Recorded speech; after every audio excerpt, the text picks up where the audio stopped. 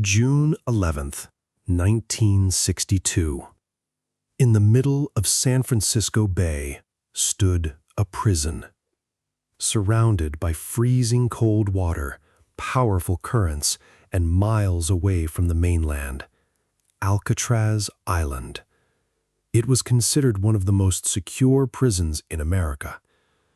Alcatraz was home to prisoners who were considered too dangerous or difficult to control in other prisons.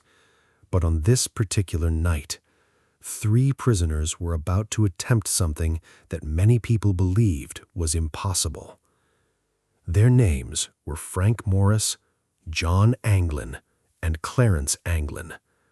All 3 were experienced criminals, but their greatest weapon wasn't a gun. It was patience. For months, they had been secretly preparing an escape plan inside the prison. Behind their cells were old ventilation shafts. Using spoons and small tools, Morris and the Anglin brothers slowly began breaking through the concrete walls, a little at a time, day after day, making sure no one noticed. Sometimes they played music to cover the sound. Sometimes they used cardboard and newspapers to hide their work. But the most incredible part was they weren't simply breaking through a wall. They were building an entire escape plan. Then came the night of June 11th, 1962. The guards began their routine inspection. They looked toward the cells. Everything appeared normal. All 3 prisoners seemed to be sleeping in their beds. But they weren't real. The prisoners had created dummy heads that looked like human faces. They used hair-like material and painted the heads to look realistic. The fake heads were positioned on pillows so that in the darkness, the guards would think the prisoners were asleep. The guards noticed nothing. Meanwhile, the 3 prisoners had already escaped from their cells. They crawled through the ventilation shafts. Eventually, they reached the roof area of the prison. But their escape wasn't over, because now they faced their biggest challenge: San Francisco Bay. Freezing water, strong currents, complete darkness, and miles of open water between Alcatraz and the mainland. But they had prepared for this too. They had used raincoats to build a homemade raft.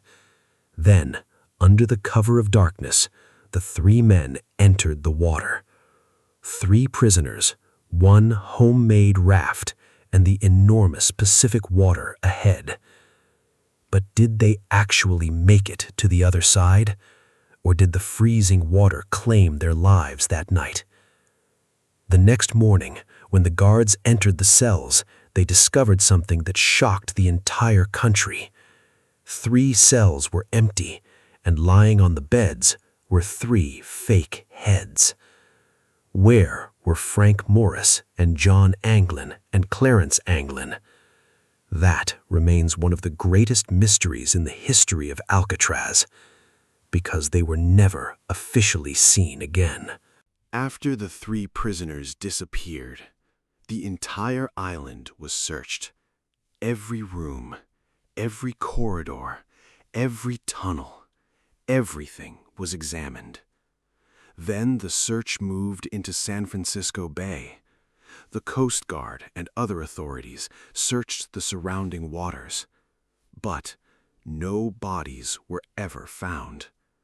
Only scattered pieces of evidence were discovered, a few personal items, and clues connected to the escape. But the most important evidence was missing. There was no confirmed trace of the 3 men. One theory was simple: they had drowned. The water around Alcatraz was extremely cold. The currents were powerful, and crossing the bay at night would have been incredibly difficult. But there was another possibility. Maybe they survived.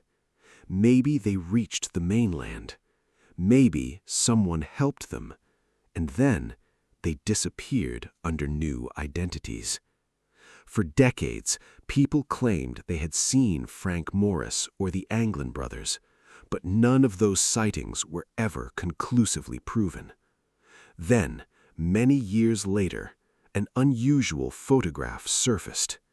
The photograph appeared to show several men. Some people claimed that two of them might actually be John and Clarence Anglin. If that were true, it would mean something extraordinary.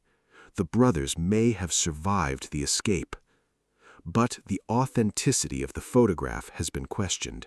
It is not considered definitive proof. And Frank Morris remains just as mysterious. Did he drown in the freezing waters? Or maybe he somehow made it to safety and start a completely new life? Nobody knows. In 1963, Alcatraz Federal Penitentiary officially closed. But the story of the three escaped prisoners didn't end there. Instead, their escape became one of America's most famous prison mysteries.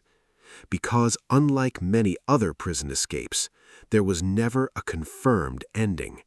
No confirmed bodies, no confirmed arrests, no confirmed new identities. Only one question remains. Did they really escape across the bay? Maybe they drowned that night. Maybe they reached the mainland. Maybe someone helped them disappear. Or perhaps three prisoners really did escape America's most secure prison and successfully build completely new lives. Today, Alcatraz Island still stands in the middle of San Francisco Bay, and those old prison cells seem to ask the same question. Where did they go?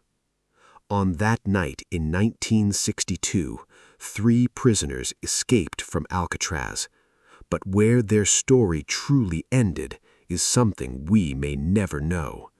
And perhaps that's what makes the great Alcatraz escape so fascinating. They escaped a prison, but did they escape death? We may never know.